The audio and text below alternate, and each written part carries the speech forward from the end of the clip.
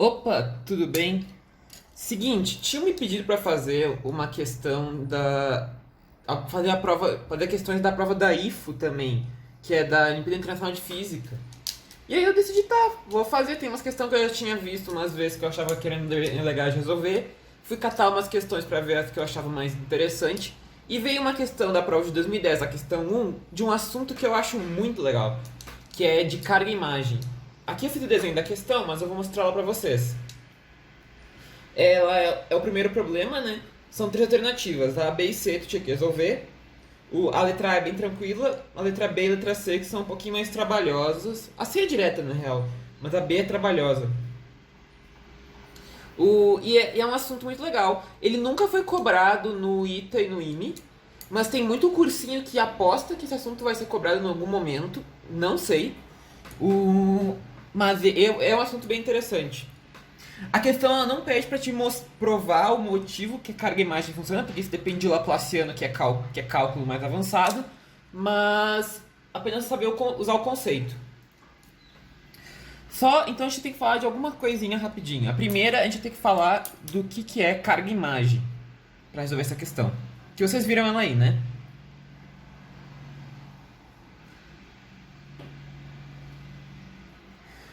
O conceito de carga-imagem é o seguinte: ele se chama isso porque a gente pensa como um espelho. A origem dele do seguinte problema: eu tenho uma carga que é carregada positivamente, pode ser ou negativamente, e eu tenho uma placa. Uma placa sem carga nenhuma, está descarregada, uma placa neutra então, e eu ligo ela na Terra, ou seja, a DDP dela é 0 volt. A partir do momento que eu carrego, que eu boto uma carga, pode ser positiva ou negativa, tu escolhe. Se for positiva, pode ser positiva, o que vai acontecer? A DDP da placa não muda, porque ela está ligada na Terra, vai ser 0 volt. Mas essa carga positiva ela vai induzir carga na placa. Isso é certo.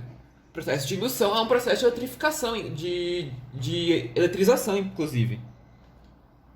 Vai induzir carga negativa o mais próximo possível da carga positiva. Bem, tu induziu carga negativa, né?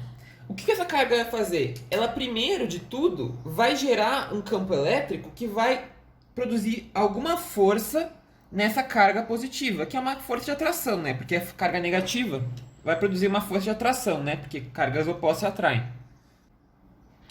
O problema de carga-imagem é conseguir calcular quanto vale essa força aqui. Ok, e como é que a gente faz isso? É por isso que a gente chama de carga-imagem. O que a gente vai fazer é considerar como se essa placa fosse um espelho, por isso que ele se chama carga-imagem.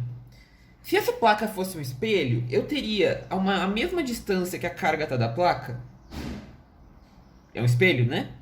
Eu teria uma carga também. Só que a gente vai considerar que essa carga tem sinal contrário. Por que isso? Porque se tu se ligar, a característica que a gente tem nessa placa é que o potencial dela é 0 volts, fixo. Se eu coloco uma carga negativa equidistante dessa placa em relação à positiva, tu concorda que a superfície equipotencial que vai formar, ela também é uma placa de 0 volts? Ela é, né? Porque como essa distância é igual a essa, o potencial nessa placa, supor que a placa seja invisível e não exista, considerando essas duas cargas, o potencial vai ser V1 mais V2. V1 é a constante eletrostática vezes a carga positiva sobre D. Menos, porque é negativa a outra, 4πε0 Q sobre D. Isso dá zero. E isso vale para qualquer região da placa, porque ela está exatamente equidistante. Qualquer lugar da placa, qualquer região da placa, essa distância aqui D' é igual a essa distância D', porque é como se fosse um espelho. Então essa é a propriedade do espelho. Então a noção de carga e imagem é essa. A gente tem que colocar uma carga pode ser positivo ou negativo, depende do sinal da original, que faça com que a superfície que eu liguei na Terra, que tem 0 volts, se mantenha assim, como se a superfície não existisse. Então, se eu tivesse esse sistema aqui, carga positiva, carga negativa, só ele, a superfície não existe. Mas eu poderia pensar que as superfícies equipotenciais que eu formo, elas são meio bizarrinhas. Mas no meio, exatamente na mediatriz, ela é esse plano. Esse plano medial aqui, ele é uma superfície que tem 0 volt. Eu poderia imaginar. Então ela é similar à placa. Por isso eu posso substituir essa placa que eu tinha considerado por uma carga de sinal contrário, porque ela produz a mesma superfície com 0 volt. Noção de carga-imagem, a gente chama de carga-imagem por isso. É como se fosse um espelho. O que acontece? Com isso eu consigo achar a força muito tranquilo, porque é só considerar que a força é como se fosse essa carga aqui. Então a força vai ser a constante vezes as cargas ao quadrado sobre a distância 2D, então é 4D quadrado. Ok? Então, essa é a noção de carga-imagem. Visto isso, a gente pode ir para o segundo tópico, que a gente vai ter que falar um pouquinho de Círculo de Apolônio. Talvez já tenham visto falar de Círculo de Apolônio, ele é um lugar geométrico muito famoso. Antes de resolver o problema, né? Vamos falar de Círculo de Apolônio.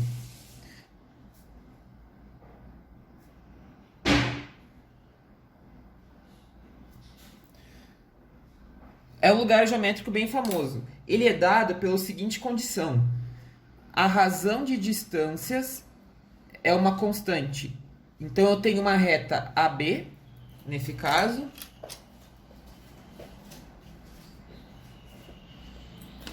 e eu tenho um ponto P qualquer. Se a razão do ponto da distância PA para a distância PB for uma constante, esse lugar geométrico que os pontos P formam é um círculo. Ele é uma circunferência no caso, que é a circunferência de Apolônio. Em 3 dimensões é uma esfera. Daí, em 2 dimensões é uma circunferência, em 3 dimensões é uma esfera. Por que tem que falar disso? Porque a questão envolve esse conceito, tanto que a gente tem uma esfera desenhada. Essa é a diferença. Por que ele é assim? Não é muito difícil de mostrar, não. Vamos supor que eu tenho uma reta AB e um ponto P, de tal forma que a condição é satisfeita. Então aqui eu vou chamar de DA, DB, e eu vou traçar uma distância aqui e eu vou traçar uma distância ali, ok? Fazer isso. Bem, eu vou considerar que aqui eu tenho um ponto P' e aqui eu tenho um ponto Q', de tal forma que esses pontos, eles também obedecem a essa razão, porque eles existem. Isso é uma coisa que é uma condição que existe. A gente tem 2 pontos que satisfazem isso numa reta. Isso é do início de geometria. Existe um ponto P' e um ponto Q' que satisfazem essa razão. Ou seja, P'A sobre P'B também uma constante, e Q'A sobre Q'B também uma constante. Ok? Sendo assim, se eu chamar isso aqui de D'A e isso aqui de D'B, a distância P'A e P'B, eu consigo que, pela razão, dA sobre dB é uma constante e que D'A sobre D'B é igual a essa mesma constante. Sendo assim, dA sobre D'A é igual a dB sobre D'B. Se vocês se ligarem disso, isso é um teorema muito famoso. É o teorema da bissetriz interna. Porque dA sobre D'A é igual a dB sobre D'B. Ou seja, essa reta que eu desenhei, ela é uma bissetriz. Então, isso aqui, esse ângulo é igual a esse. Agora eu vou chamar de D duas linhas B, essa distância, D duas linhas A, essa distância aqui, e D duas linhas e essa distância aqui. Novamente, segue a mesma razão, né? Porque Q' sobre Q' é igual a essa constante. Ou seja, D duas linhas A sobre D duas linhas B é igual a essa constante, que é igual a dA sobre dB. Arrumando, eu fico que dA sobre D duas linhas A é igual a dB sobre D duas linhas B. Se dA sobre D duas linhas A e dB sobre D duas linhas B são iguais, isso aqui lembra o teorema da bissetriz externa. Olha só. dA sobre D duas linhas A é igual a dB sobre D duas linhas B. Isso é o teorema da bissetriz externa. Ou seja, a parte de trás aqui é uma bissetriz externa. Vou redesenhar ali só para enxergar melhor.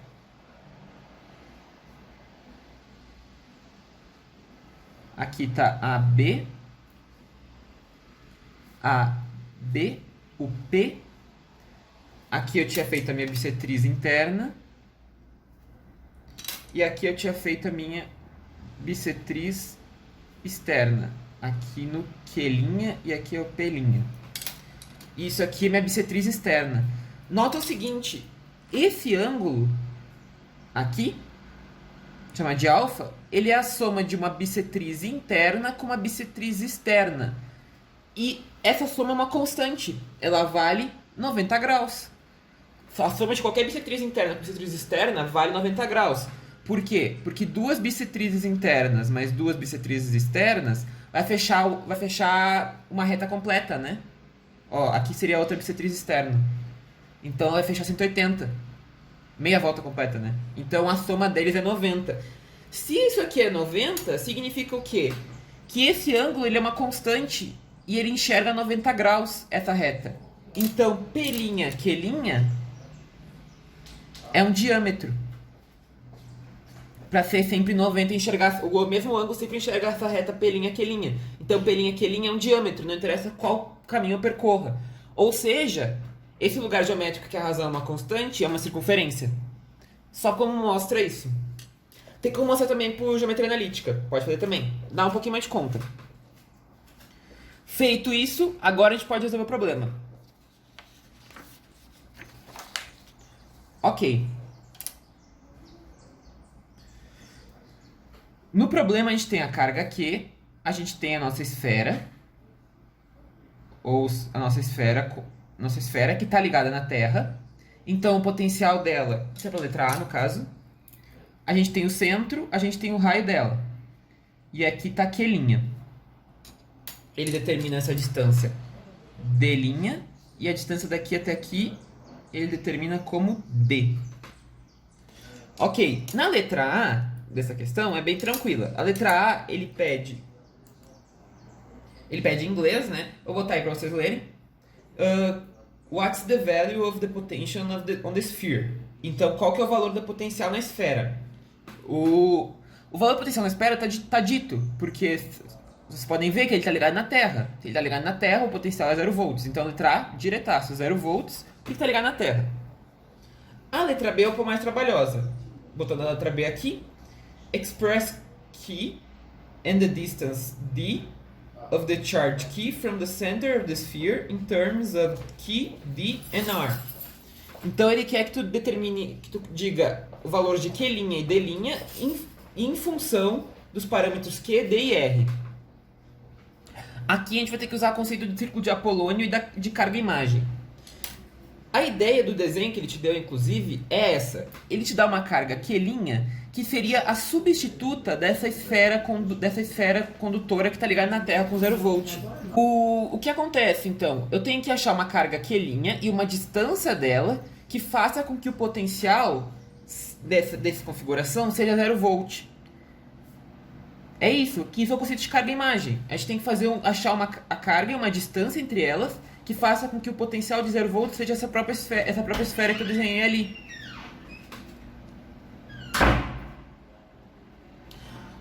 E qual que é esse lugar? É o que eu acabei de falar, o círculo de Apolônio. Por quê? Se eu considerar um ponto P aqui,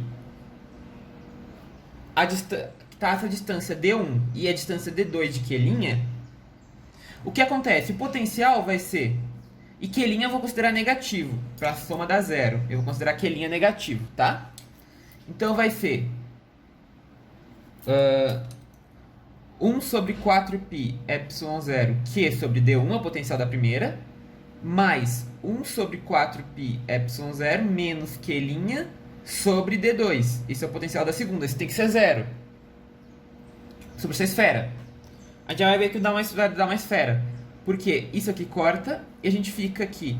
Q sobre D1 é igual a Q' sobre D2. Ou seja, D2 sobre D1 é Q' sobre Q. Isso aqui é constante. Porque são o valor das cargas.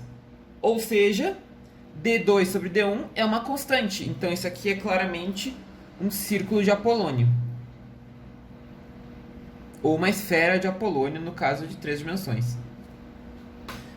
Tá? Então é uma esfera, é justamente o círculo de Apolônio. E aí como é que a gente vai fazer para achar essas distâncias? É bem tranquilo. Porque, dado isso aqui, é só a gente considerar o caso em que o ponto P está aqui. O ponto P' está aqui. Que seria, na figura de cima, isso aqui, ó. Esse ponto aqui, P', que tem potencial zero. Eu tenho potencial zero. A distância que ele está da carga aqui é D menos R. E a distância que ele está da carga Q' é R menos D'. Então, o ponto P', eu posso fazer que o potencial dele é zero. Então, V do P' é zero. O que implica que 1 sobre 4π ε0 Q sobre D menos R menos 1 sobre 4π ε0 Q' sobre R menos D' é igual a zero. Daqui a gente corta 1 sobre 4π ε0 e a gente fica aqui. Q sobre Q' é igual a D menos R sobre R menos D'. Ok? Agora a gente vai considerar um outro ponto, lá em cima. O extremo oposto, que é esse ponto Q' aqui, que o potencial também é zero, porque é uma esfera. Nesse ponto ali, o que acontece? V do Q' também é igual a zero. Ou seja, 1 sobre 4π ε0, só tem que achar as distâncias. Vou redesenhar aqui, embaixo. Ó. Aqui está a carga Q, que está uma distância D do centro. Aqui, então, eu tenho um raio, e aqui está Q', que está uma distância D' do centro. Ou seja, daqui até aqui é D mais R, e daqui até aqui é D' mais R. Então, essas são as distâncias. Então, vai ser o V de Q' é zero, 1 sobre 4π ε0 vezes Q sobre D mais R, menos 1 sobre 4π ε0 Q' sobre D' mais R, o que vai tirar aqui Q sobre Q' nesse caso vai ser igual a D mais R sobre D' mais R. Como isso aqui é igual, eu posso igualar, né? Se eu for igualar lá em cima, eu vou ficar aqui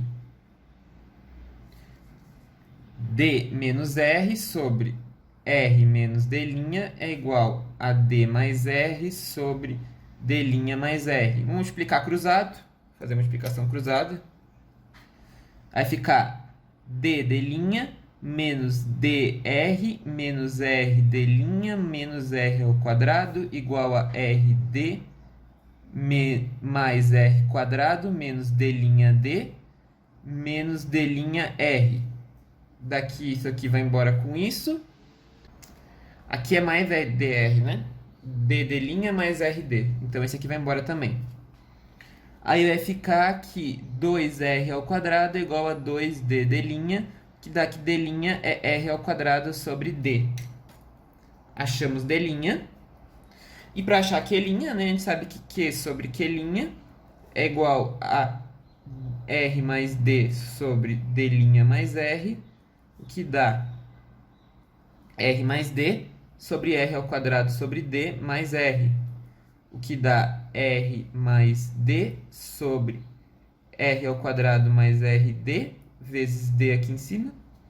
Aí eu consigo botar, então vai ficar aqui Q sobre Q' é igual a R mais D vezes D sobre R vezes R mais D, que corta. A gente vai ficar aqui, Q' é igual a RQ sobre D. Isso em módulo, né? Ele é negativo, porque ele troca o sinal, né? Para poder zerar o potencial. Então é isso aqui. Ok. Achamos Q', achamos D', que era o que pedia na letra B. Feito a letra B. A letra C, ele pede a magnitude da força que tá... Ó, vou botar aqui, ó. Find the magnitude of the force acting on charge Q. Is the force repulsive? Ele pede se a força é repulsiva ou se é atrativa, né?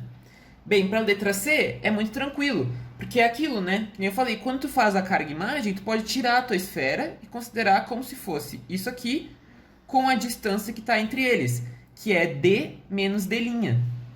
Então eu posso fazer o quê? Que a força vai ser 1 sobre 4π ε0 aqui, vezes Q' sobre D menos D' ao quadrado. Isso dá 1 sobre 4π ε0, vou substituir o Q' por RQ sobre D, dividido por D menos R ao quadrado sobre D ao quadrado. E aí vai ficar que F é igual a RQ quadrado sobre 4π ε0D. Vou botar isso aqui, vou mandar o D quadrado para cima, sobre D quadrado menos R ao quadrado. Aí eu consigo mandar esse D para o espaço. E a gente fica que a força vai ser Q quadrado RD sobre 4π ε0 D quadrado menos R ao quadrado. E essa força é atrativa, porque indução, né? Ela é atrativa por causa da indução. É uma carga negativa que eu formo lá dentro. Ok? Então, esse é o problema 1 da IFO de 2010. Não é tão tranquilo. O vídeo vai ficar um pouco longo, porque eu tinha que falar de dois assuntos que eu nunca tinha falado, que era carga-imagem e círculo de Apolônio. Mas é isso, gente. Se gostou do vídeo, curte, comenta, compartilha, se inscreve no canal, ativa o sininho para receber notificação quando vem vídeo novo. Na descrição do vídeo eu vou deixar um e-mail para quem tiver interesse em aula particular. E é isso. Um abraço e até a próxima. Valeu!